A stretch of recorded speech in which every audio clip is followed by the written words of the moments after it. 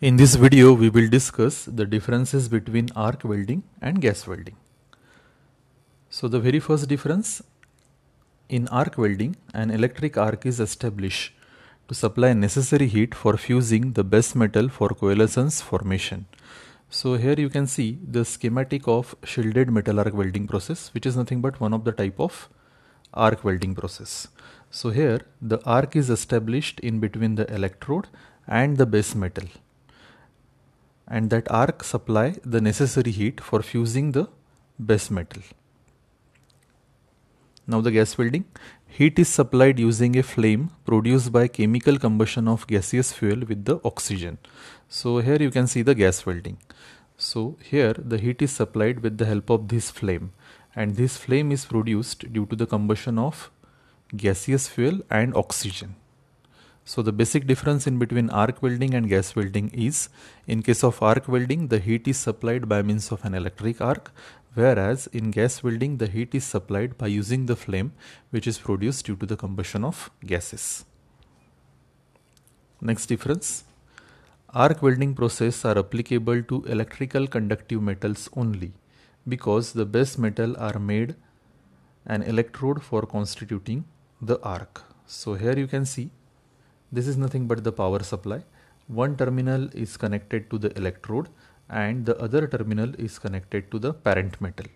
That means your parent metal should be an electrical conductive material. Then and then we can carry out the welding process. Now the gas welding. Gas welding process can be applied to electrically conductive and non-conductive metals. Electrical conductivity has no role in gas welding. So in case of gas welding, we can carry out the welding process with electrically conductive material or non-conductive material, because here we are not using electrical energy, whereas here we are using the combustion, we are using the heat supply which we are getting from the combustion of gaseous fuel. Next difference, the parent components must be either grounded or connected to the power supply. So here you can see, in case of arc welding, the parent metal, it must be conducted to the power supply or it must be grounded. Now the gas welding, no such electrical connection is desired in gas welding. So in case of gas welding, no such electrical connections are required, because here we are using the heat that is produced by the combustion of gaseous fuel. Next difference, an electrical power supply is prerequisite for every arc welding process in order to supply necessary current, voltage and frequency. So here you can see this is nothing but the power source. This power source may be AC or DC, and it is compulsory in every arc welding process. And this electrical supply supplies the necessary current, voltage and frequency. Now the gas welding, no such power supply is desired in gas welding. So here you can see the gas welding process, and in case of gas welding process, no power supply is required.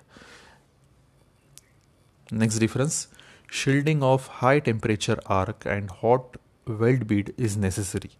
This shielding can be provided either by disintegrating flux coating available on the electrode or by external supply of inert gases. So in case of arc welding, the heat is supplied with the help of this arc, and the arc is generated in between the electrode and the parent metal. So the arc and the molten metal must be shielded from the environment, because if it comes in contact with the environment, then there are chances of oxidation. So the shielding gases are required to protect the electric arc as well as the molten metal from the atmosphere.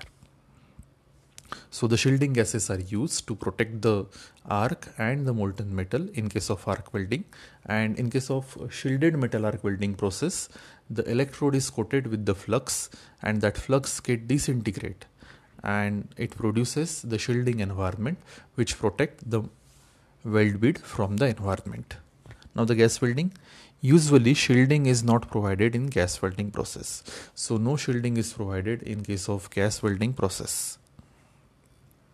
Next difference, no cylinder containing fuel or oxygen is employed. However, cylinder can be utilized to supply shielding gas in few arc welding process. but not in all arc welding process. So in case of arc welding, no cylinders are used for storing the gaseous fuel and oxygen, because here we are using electrical energy. But in some cases, the cylinders are required to supply the shielding gases. The various shielding gases like the inert gases argon, helium, and other gases like carbon dioxide, oxygen, and nitrogen. So for that purpose, the cylinders are required. Even not in all arc welding processes, the cylinders are required. Like in shielded metal arc welding process, the shielding gases are not required because we are providing the shielding with the help of flux that is coated over the electrode.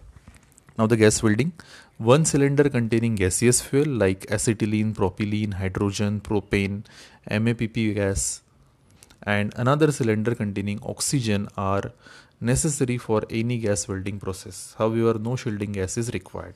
So here you can see the gas welding process. Here the cylinders are required, and any oxy fuel gas welding process consists of two cylinders. One cylinder is for storing the gaseous fuel like acetylene, propylene, and another cylinder is for storing the oxygen. Now these two gases are mixed in a proper proportion in a welding torch, and then it is ignited at the end of nozzle. So the two cylinders are required in case of gas welding. However, cylinders are not required for storing the shielding gases because we are not providing any kind of shielding in gas welding. Next difference, the electric arc usually has a narrow cross-sectional area. This helps in reducing width of weld bead and heat affected zone. So here you can see the weld bead. This is nothing but the weld bead, and this is heat affected zone, and this is your parent metal. Now here you can see the microstructure of heat affected zone is different from the microstructure of parent metal. Now in case of arc welding, what happens? The electric arc has a narrow cross sectional area, and due to which the width of this weld bead and the heat affected zone is comparatively less in arc welding. Now the gas welding, gas flame has comparatively wider cross sectional area, which results in wider weld bead and heat affected zone. Now in gas welding, what happens? The flame which is produced due to the combustion of gases has wider cross sectional area, and due to which the length of the weld bead or the width of the weld bead and the width of the heat affected zone is comparatively more in gas welding. Next difference, arc temperature is very high. The core temperature can exceed 6000 degrees Celsius, so it can virtually melts down any metal. Now in case of arc welding, we are getting very high temperature and it reach up to 6000 degrees Celsius. So you can melt any metal with the help of arc welding process. Now the gas welding, the flame temperature is usually limited to 3300 degrees Celsius. So it is not suitable for joining the metals that have very high melting point. So here you can see the three types of flames which are produced during the oxyacetylene welding. So the first flame, that is carburizing flame. So whenever the percentage of acetylene is more as compared to oxygen, we are getting carburizing flame. The maximum temperature is around 2500 degrees Celsius. The second type of flame, that is neutral flame. So when the amount of oxygen and the acetylene that is in same proportion, in that case we are getting neutral flame, and the temperature reach that is 3100 degrees Celsius. And the last one, that is oxidizing flame. So whenever the percentage of oxygen is more as compared to acetylene, in that case we are getting oxidizing flame, and in that case we are getting temperature 3300 degrees Celsius. That means the maximum temperature that can be achieved during the oxyacetylene welding, that is 3300 degrees Celsius. So we cannot use this type of welding for joining the metals that is having very high melting point. Next difference, high temperature together with narrow arc increases heat density, which in turn helps quickly fusing the base metal during the welding. Thus higher welding speed can be employed, that makes the arc welding process more economic and productive. Now, in case of arc welding, we are getting very high temperature and we are getting very narrow electric arc, and that ultimately increases the heat density. And due to this high heat density, we can quickly fuse or we can quickly melt the material, and that can be quickly fuse also. So we are getting a high rate of fabrication in case of arc welding. Now the gas welding, wider flame and lesser temperature results in less heat density. Accordingly, the rate of heat input per unit area of the base metal surface is low. This makes the gas welding process time consuming and uneconomic.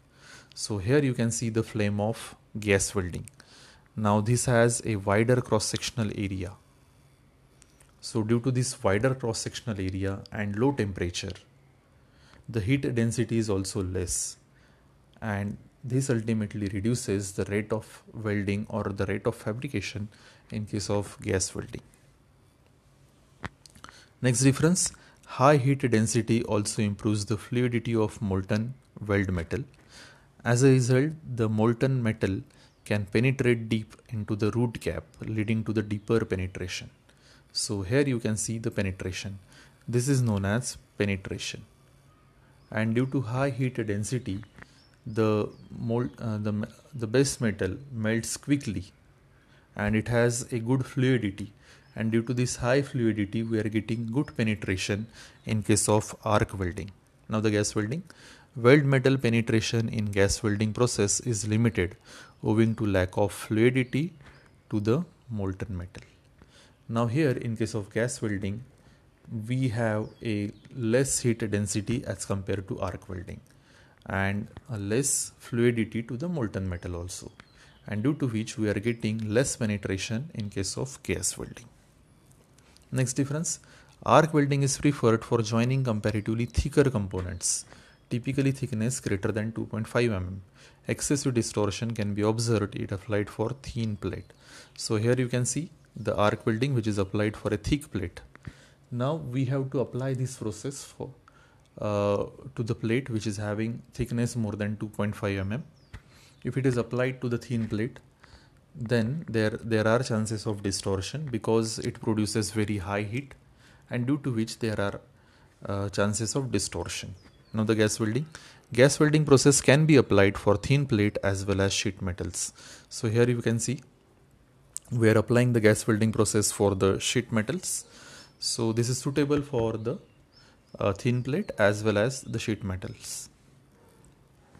Next difference, arc welding process cannot be applied for heating, cleaning, cutting, etc. So we cannot apply arc welding process for heating, cleaning and cutting. Now gas welding, apart from joining, gas welding process can be applied for preheating, post-heating, heat treatment, gas cutting, metal cleaning, brazing, soldering. So here you can see this is nothing but a gas welding process. So with this process we can cut the components also. So here you can see the cutting has been done with the help of gas welding process. So the gas welding process can be applied for preheating the material, for post-heating the material to relieve the stresses, for various heat treatments like annealing, normalizing, tempering, and then it can be applied for gas cutting, for cleaning, for brazing and soldering. The last difference, few arc welding process include shielded metal arc welding process, gas metal arc welding process, tungsten inert gas welding, submerged arc welding, flux core arc welding. So these are nothing but a few types of arc welding process. Now the gas welding, few gas welding process include air acetylene gas welding, oxyacetylene gas welding, oxypropylene gas welding, oxyhydrogen gas welding. So here we can see this is a shielded metal arc welding process. So this is nothing but the electrode which is coated with the flux, and that flux get disintegrate, which provides shielding during the welding process. This is gas metal arc welding process. So here we are using a consumable type of electrode, right? And again we are using a shielding gases to protect the weld metal from the atmosphere. So that is gas metal arc welding process. Now tungsten inert gas welding process. So here we are using non-consumable tungsten electrode, and with that we can weld the two plates together. and sometimes the filler metal is also used for joining the plates. Submerged arc welding process. So here also we are using a consumable type of electrode. This is a consumable type of electrode, and at the same time we are using flux. That flux entirely cover the weld bead from the atmosphere to prevent it from the oxidation. Then the last one, that is flux core arc welding. So this is a schematic of flux core arc welding process. So here we are using a flux cored wire. So additional shielding is not required because this flux provides the shielding to the weld bead. So this is a basic difference in between arc welding and gas welding. Thank you so much for watching my video. Thank you.